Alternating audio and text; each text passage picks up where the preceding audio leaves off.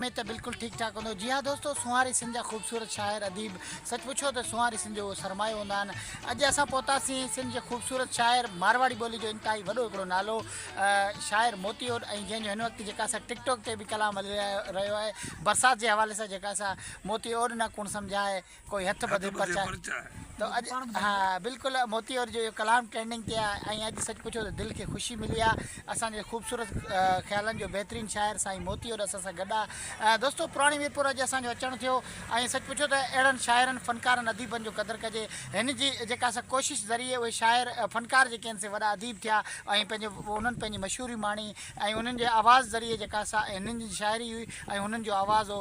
जेकॾहिं शाइर कला ठाहींदो आहे त पोइ जेका असां फ़नकार मशहूरी माणींदो आहे। त सच पुछो त अहिड़नि माण्हुनि जो क़दुरु थियणु घुरिजे। क़दुरु वारा कमु थिया खुटा ख़रीदार हीरे ऐं जवाहर जी के सालिक लहन सार, जेके लोह कुटनि लोहार तिन खे कहिड़ो क़दुरु सोन जो। मोती साईं अॼु तव्हां असांजे पेज ते कीअं था भायो अॼु? ओके सभा ओके। उड़ड़े लकड़िया झंप तोड़े बीच जानी रे घर मथे, उड़ड़े लकड़िया झंप तोड़े बीच जानी रे घर मथे, डोर ताजी हूं जदा छिका टूटे किरे वेरे ओटे मथे, समझू मानू दोसे सिया समझे जैसे तिन खिर तो देखे, उड़ड़े लकड़िया झंप तोड़े उड़ मोती है दिल निमाड़ तेल मांजी ती रोज रोवे, उड़ मोती दिल निमाड़ी। सत्ता हिकिड़ो कलाम हींअर हिकिड़ो ट्रेंडिंग में हले पियो त जेका असां मोती और न कुण सम्झाए।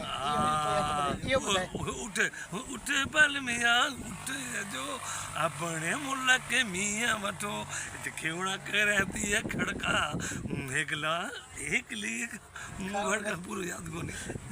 त दोस्तों जेको यादि ॿुधायो, महिरबानी सभिनि दोस्तनि जी जेके जेके असां महिरबानी।